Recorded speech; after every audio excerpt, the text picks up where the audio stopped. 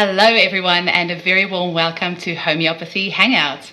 Today we have Gerry Dendrinos here, who is the current president of the Australian Homeopathic Association, and he's also a homeopath and a herbalist. Welcome, Gerry. Hello Eugenie, thank you. So let's just jump right into it. I would love to hear about your journey of how you discovered homeopathy, how you got into it, and where it's led you to so far. Sure. Okay. Well, like most people, I'd never heard of homeopathy, and I did a science degree here in Canberra at the ANU, and then I worked for a year, ironically, as a researcher in malaria.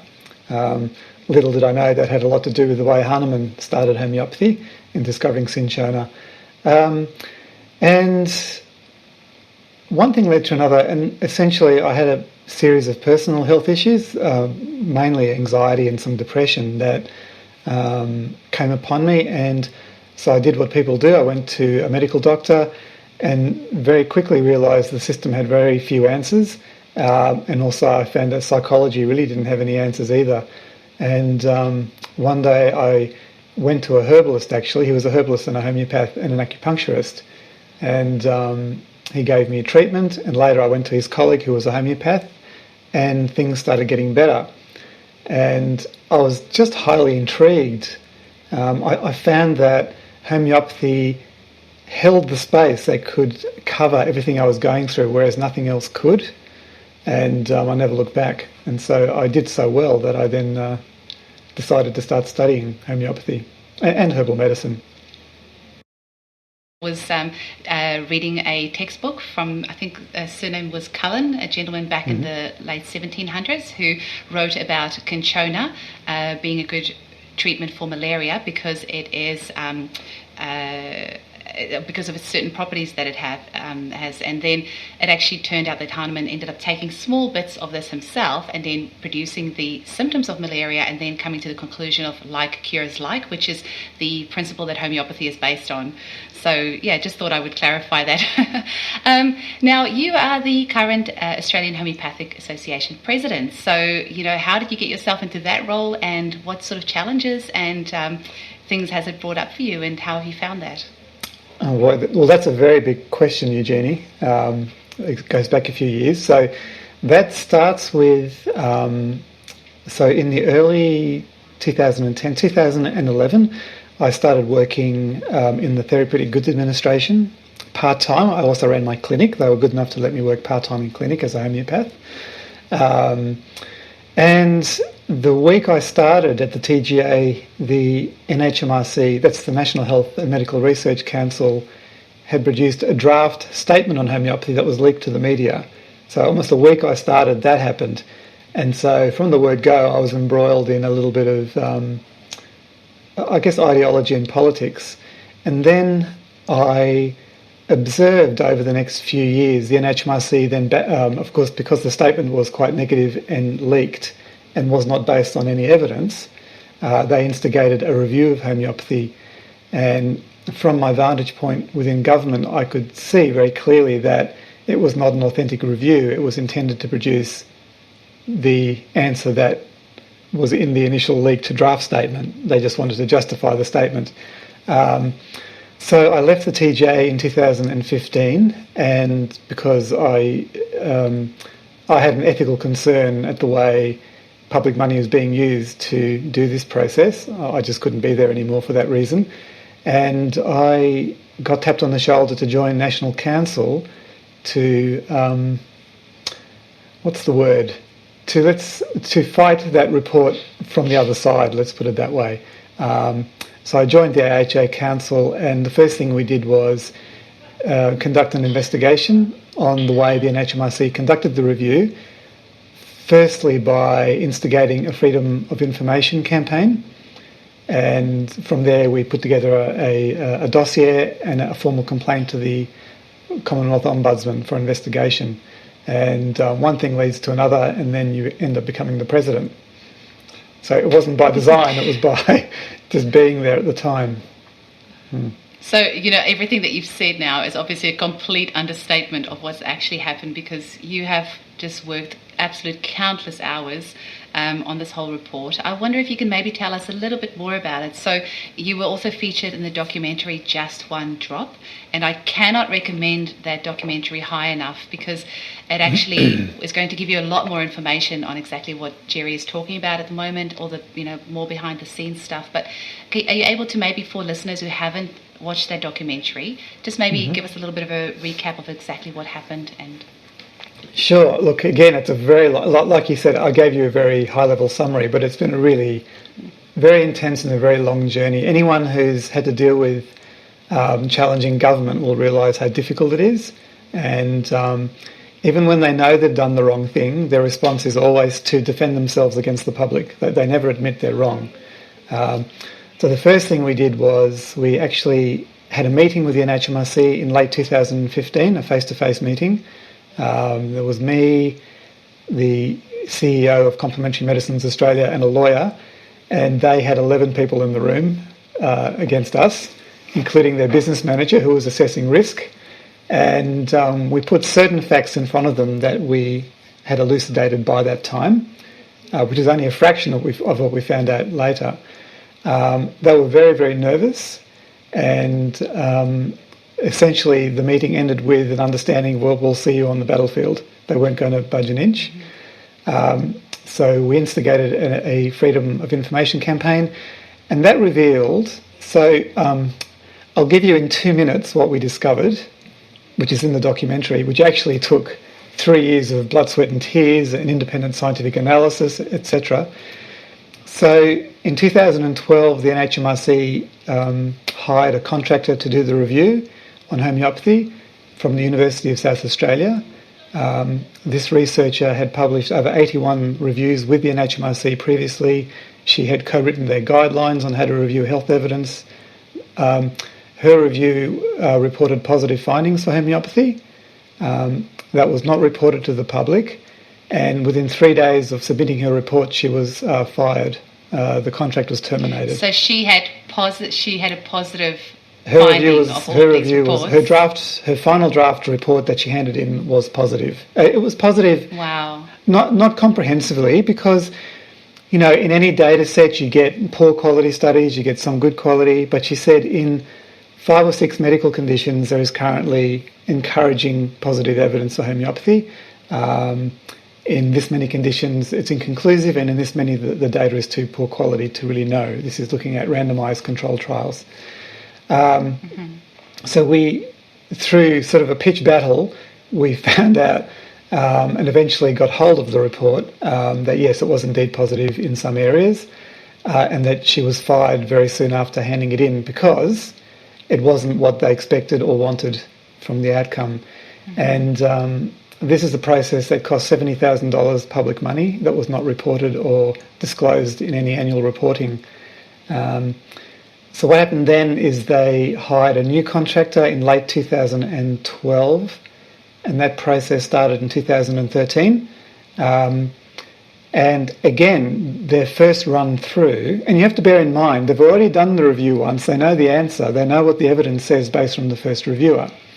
So they start again, and the new reviewer produced an outcome that was also problematic for them because it wasn't wholly negative. That was handed in March 2013.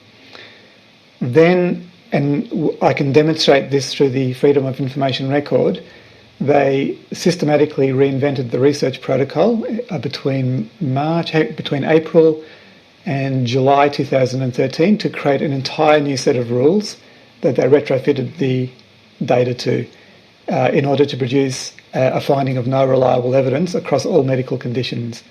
And it's a bit complex, but there are 2 very simple things people will understand, is that they introduced 2 retrospective exclusion rules to the data. They said that in order for a study to be reliable, it had to have at least 150 people in it. Now, not everybody's a scientific researcher, but what anybody who is will realise that is complete nonsense. Like, nobody ever does that. It's never been done before, never been done since. If a study is statistically significant and positive, you report it.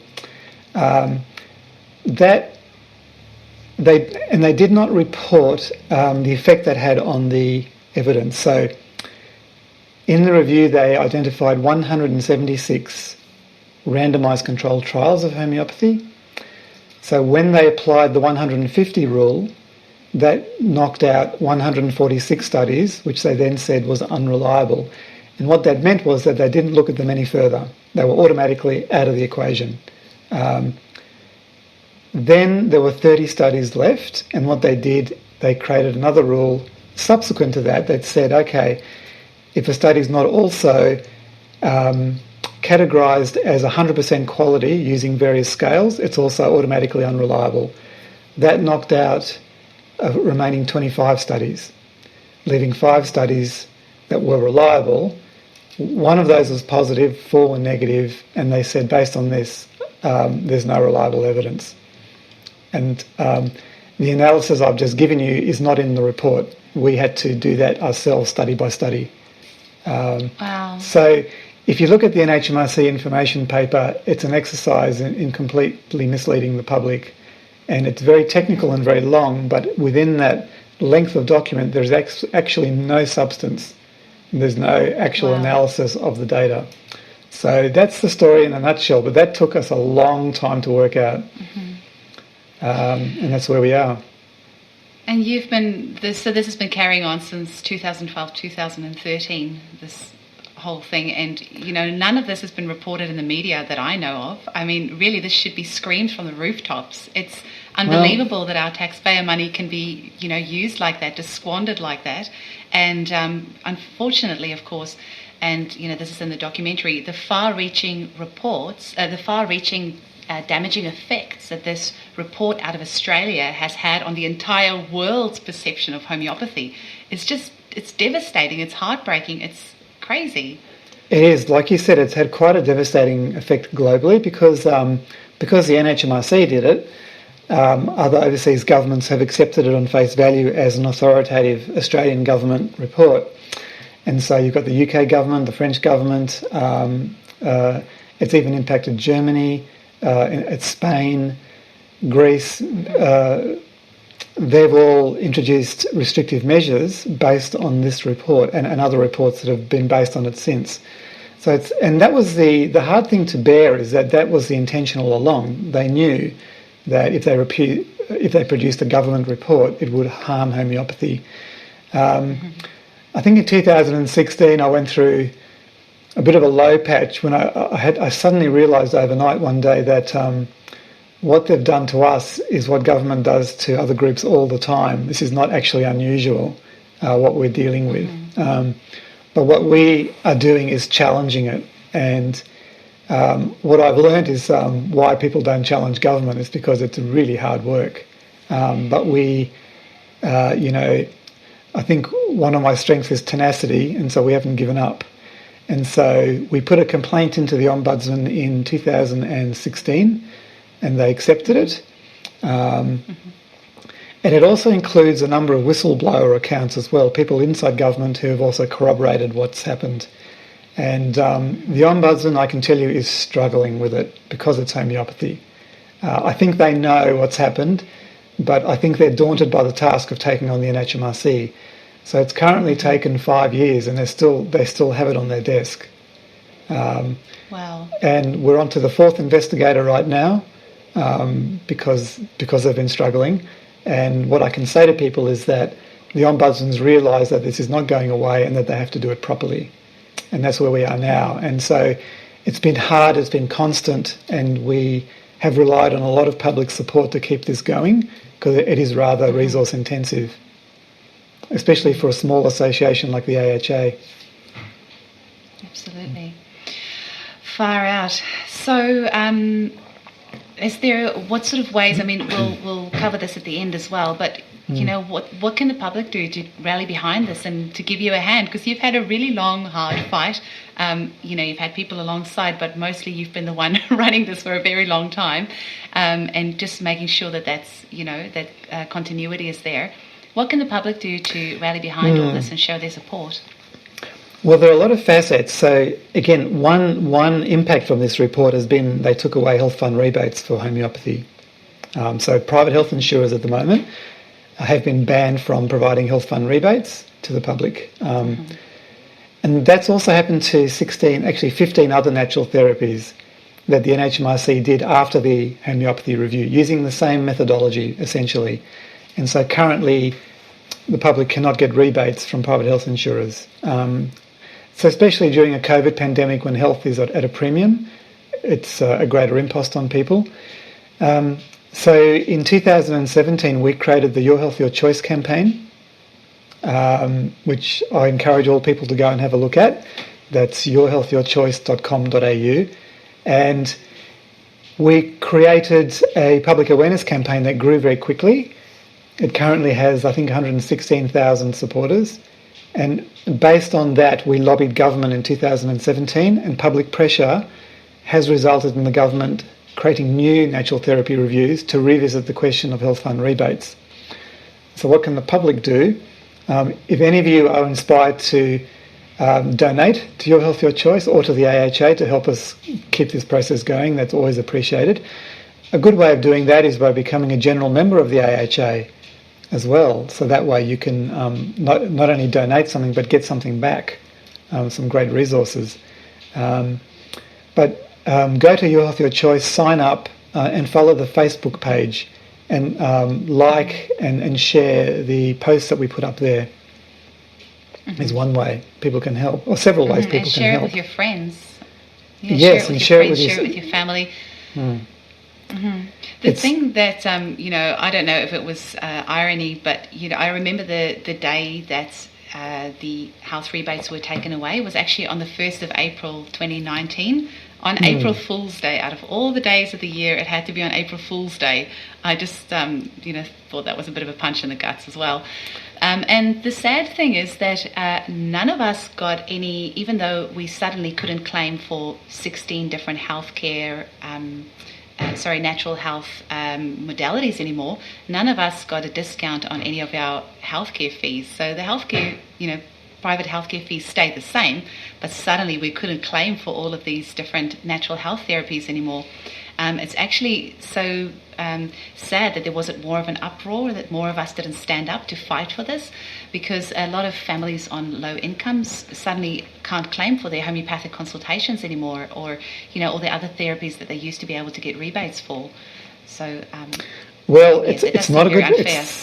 It's correct, Eugenie. It's not a good policy, and actually, the private health insurance industry did not agree with the policy. They actually want to be able to rebate natural therapies. So the problem is not private healthcare. So in November last year, Private Healthcare Australia wrote to the government saying, scrap these new reviews, restore rebates. It's what everybody wants. There's no sound public policy platform to keep this ban in place. And it's just the government based on these NHMRC reports. But I just want to say the community did speak up in 2017. But instead of restoring rebates, the government introduced new reviews in order to provide a justification. Because we had a private meeting with Greg Hunt, the health minister, and people would be interested to know that he privately admitted the policy was a mistake to our face. But essentially the message was he couldn't be made to look bad by reversing it, so he needed a reason to give them back. So these reviews are meant to have been finished in 2020, and it's now 2021, and they won't be finished until 2024 or even later. So in a sense, they haven't worked. So we are considering reactivating a campaign to say to government, industry, the community, private health insurers all want this back now. Your bureaucrats have kicked it into the long grass. There's an election coming up, so why not just give it back? So everybody who's listening, please join up to Your Health, Your Choice. Just go to the webpage and just sign up and wait for an alert to a call for action. And all you will need to do is write an email through our portal to Greg Hunt and other politicians that we will make it easy for you, and let's see what we can do together again. So I think time's moved on. I think the government is in a place now where they might listen. Amazing. So how can we turn this into something positive? What do you see the future of homeopathy in Australia? Because For me, I just see this as a cycle. Homeopathy's been around for over 200 years. It has gone through times even worse than this. There was a time, in the AMA, if you want to go and look at American Medical Association, gave homeopathy a very hard time.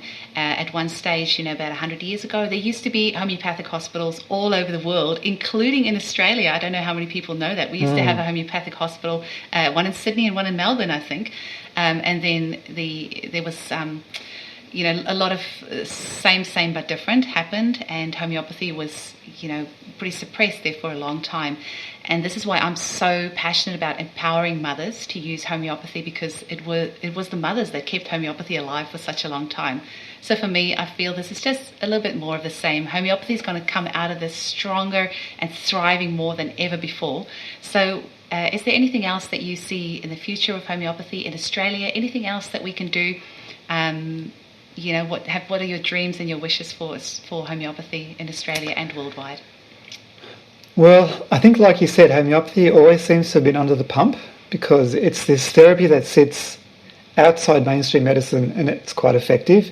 And actually, people may not realise, internationally, it's the most used form of natural medicine outside orthodox medicine.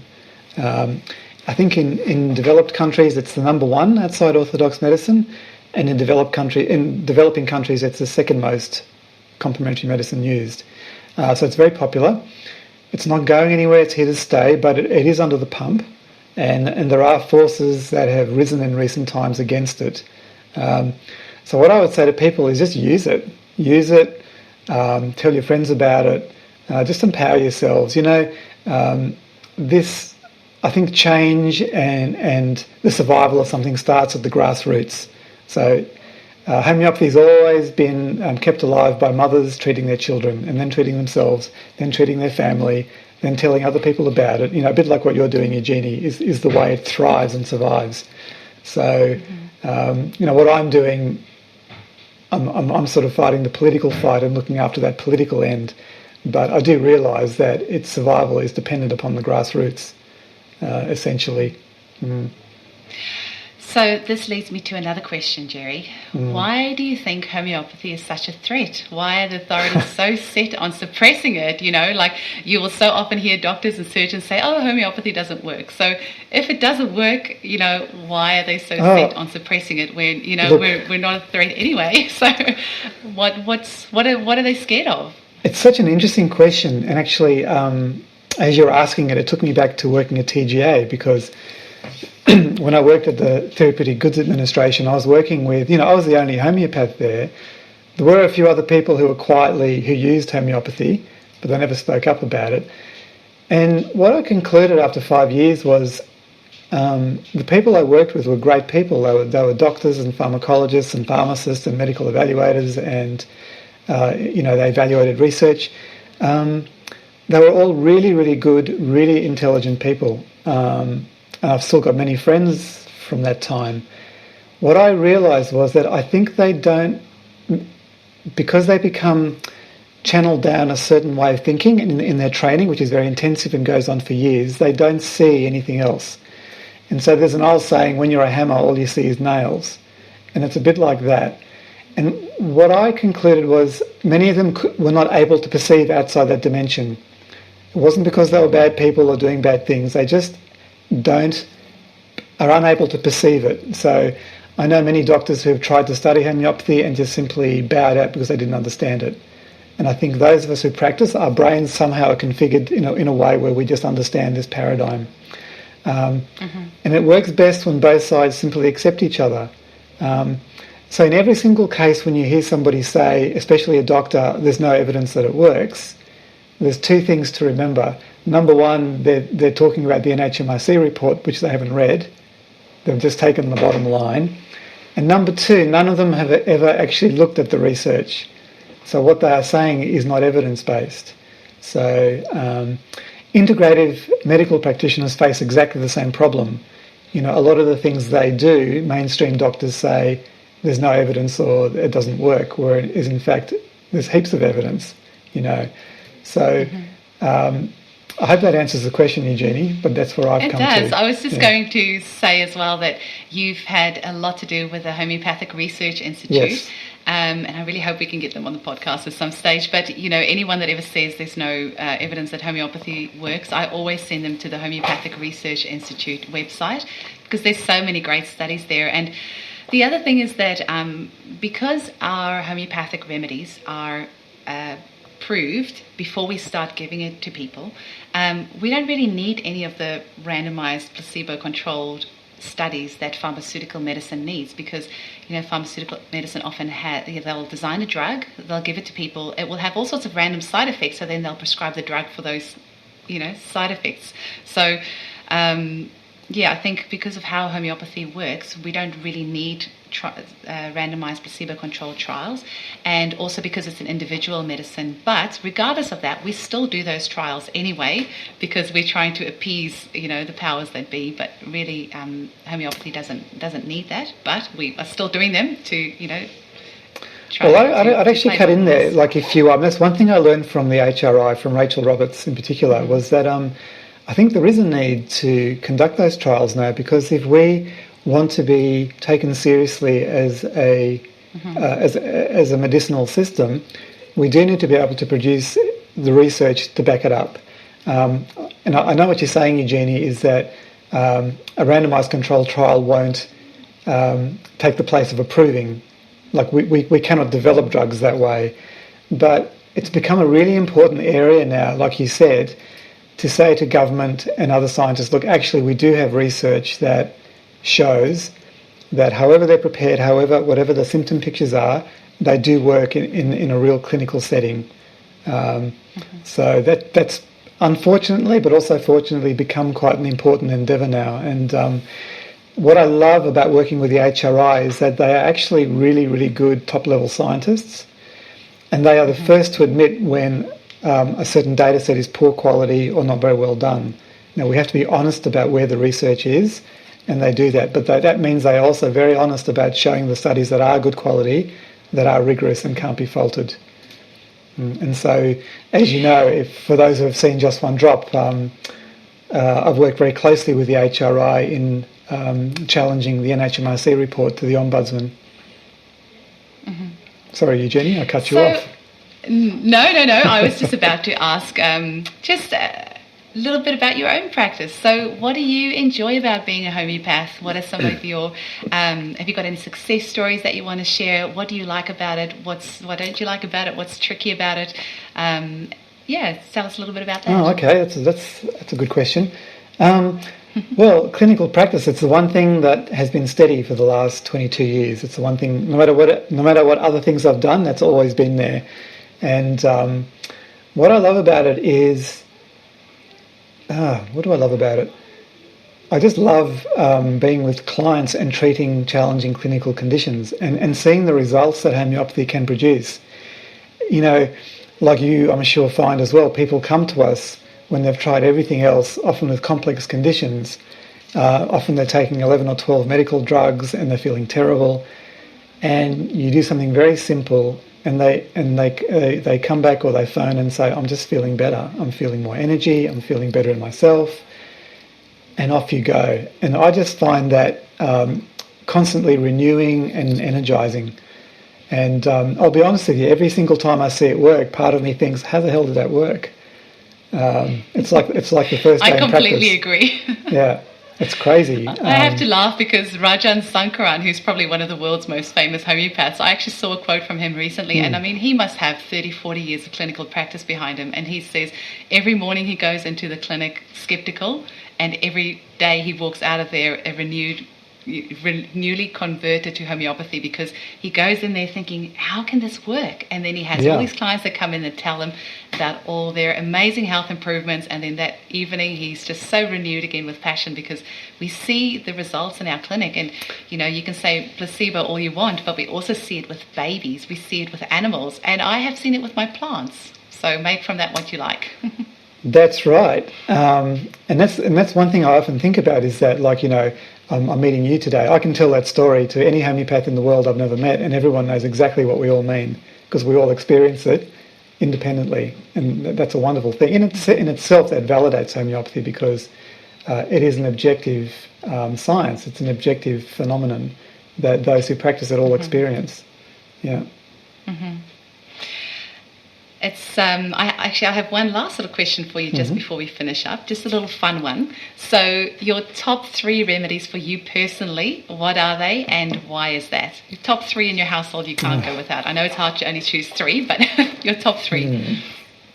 That's a really tough one. In my household as opposed to my clinic. Oh, in your household, yeah, for you personally. Okay, I heard Amy Lansky say this, but calendula, I have to say, is Yes. a terrific one. But also in my practice, because I use that more than arnica for people who've had surgery, because it's for situations where the integument has been compromised, and there's internal rearrangement going on. I found it works better than arnica internally as a homeopathic after surgery. The other one in the household is hypericum, because I've got 3 kids, and a number of times they bang their fingers indoors, or fall on their tailbone, different things like that. We just give hypericum all the time, and also actually hypericum oil from the plant topically is wonderful as well. And that leaves us with one more. I would say Hepa Sulph. Just in my family, because what happens is that in the cold and flu season, that initial stage when they start feeling run down and get the fever and the chills, and often before a cold or a flu, people get a bit cranky the day before, sort of as that tension builds. I find Hepa Sulph often knocks it on the head, especially if there's a sore throat. Diverse remedies, but also such a good one for infections and all sorts of things. Like that's part of the power of homeopathy. It's like you can have one remedy that's really good for coughs, but also really good for infections. Like it just covers so many different things. So I love Hepa Sulph too. I love all of the remedies, but it's just fun to try and make a homeopath choose only 3 out of 8,000. It's very, very difficult, but it always comes down. Look, it always comes down to those really common, easy remedies that mums and dads use every day in the home as well. Like for all your mums listening, all your parents listening, those are the ones I'm sure that as well as arnica, of course, will come up all the time. Yeah. Look, these mums I work with, they blow my mind because, sometimes as homeopaths we can really complicate things. And there's 720 mums in our group now, and they always share their success stories and their wins. And then they'll say, oh, my child had a cough and I gave this remedy and it worked. And I'm like, wow, that was so simple. And it did it. And I would have thought of all these other more complicated remedies, but they just use the basics and they're getting these amazing results. Well, actually, I've heard it said, and I do agree, the highest form of homeopathy, I think, is in the home first aid, because you can do such profound things with such simple remedies without any medical training. And because I used to work in a homeopathic and herbal dispensary for 10 years, and I learnt more from the mothers coming in telling me their stories than I did from books. They'd come in and say... I completely agree. Like, my child had this, I gave that, and I went, really? What did you give? What potency? What else did they have? And that's where that's how I built up my apprenticeship, was through everyday stories from people in the home. It's remarkable. Amazing. Now, before we really finish off, because honestly I could chat with you all day, and we have had several conversations in the past already, so it's just so super special to get to have you here today and share your story with the world. But just one final round of how can people get behind this cause? What can people do to help? Where can they go to find out more about you and your practice? Give us the rundown. Oh, well, me and my practice, I'm in Canberra. I don't have a website, it's just word of mouth. That's a condition I put on myself. If it's good, people will find their way, and I have a busy clinic. In terms of the broader question, look, to be honest, homeopathy is under the pump. There are political and other forces against it by skeptics. It is very hard and it's ongoing, and we do appreciate whatever help people are willing to provide, particularly financial. I'm not asking for people to donate money, but if anybody's passionate, they can contact the AHA. I really would encourage people to just sign up to Your Health, Your Choice. And just monitor what's going on there. Again, occasionally we pipe up and we run a campaign that makes a huge difference. So have we got time, Eugenie? I'll just mention a couple of other campaigns that we've run. For it. Yes, and some websites as well for people to find you. So people may not be aware, but in 2018, the Medical Board of Australia put out new guidelines, essentially trying to shut down integrative doctors, who are used by millions, hundreds of thousands. How many Australians use an integrative GP? Really targeting them. Of course, they use a lot of complementary medicines that the MBA was very uncomfortable about. So we ran a campaign through Your Health, Your Choice, just mums and dads. We got 10,000 personal emails to the MBA through a public consultation they were running that was very under the radar, but we made it a very public issue, and it overwhelmed them and they capitulated. So you're hearing that, most of you, but I'm sure you're not even aware that was going on. So integrative medicine was that far away from being really restricted in this country. I've mentioned the rebates campaign. We got that back on track. We managed to shut down the TGA after the NHMRC report was trying to ban homeopathic products. We managed to shut that down as well. That was a very difficult fight, actually, out of the public eye. And there have been various other things we've done as well. So again, what I'm saying to you all, please sign up, just monitor and be ready to respond when we start another public campaign. The campaigns we run are aimed at protecting the public from bad government decisions that take away freedom of choice and rights in healthcare. It's not just homeopathy, it's across the board. As a mother, when you have something as simple as, say, chamomilla for your teething baby who is screaming and crying, and you don't want to use Panadol because it can be so hard on their liver, and then hearing that this safe product that's been used for over 200 years is going to get taken away from you, and you can't help your teething baby with something safe like that, just seems absolutely crazy to me. So please do get behind this. Please go and sign up. Just run the websites past us again. Okay, so there's the Australian Homeopathic Association website. If you just Google Australian Homeopathic Association, become a general member, become part of our community and get access to great information and resources. You'll get a quarterly newsletter, there's a journal, there's various other resources for the public. There is Your Health, Your Choice, all one word, yourhealthyourchoice.com.au. There is the Homeopathy Research Institute website that Eugenie, you've already mentioned.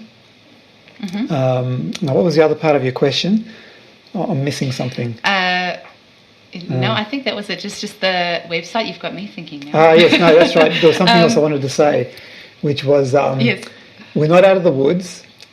The Ombudsman challenge is still pending. We really need to get a positive outcome from the Ombudsman. If we don't, that may reactivate government's desire to then move against natural medicine and homeopathy. There's also the other thing I didn't mention was that the new review of homeopathy being done by the NHMRC again, even while they are under investigation, they're doing it again. The NHMRC has recently given the review to the same contractor that is under investigation by the Ombudsman. So we fear that the writing is on the wall. Are you serious? Yes, I am serious.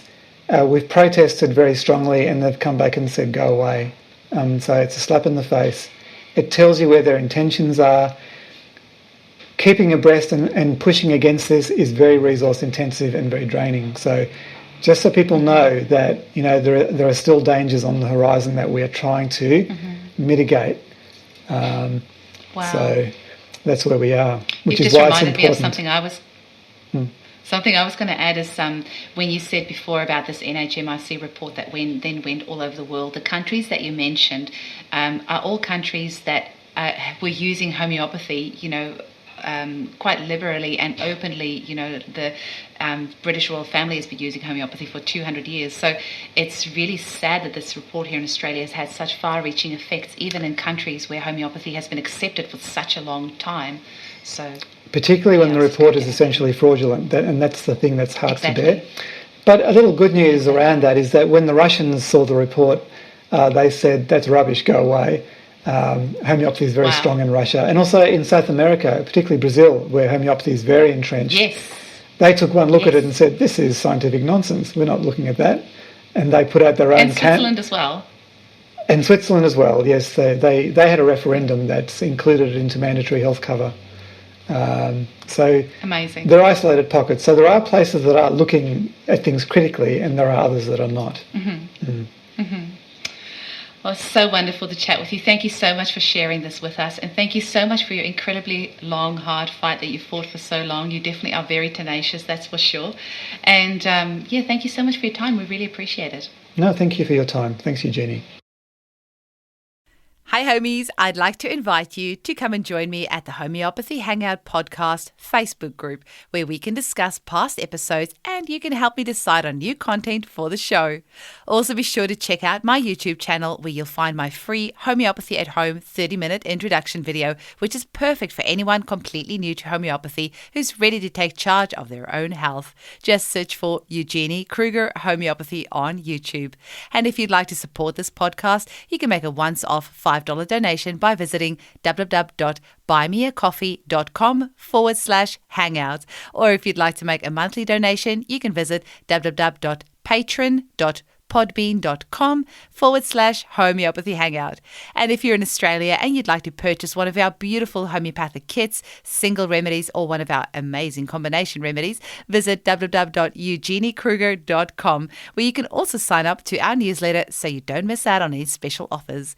And if you're interested in advertising on our show, please email info@eugeniekruger.com. Thanks so much for listening.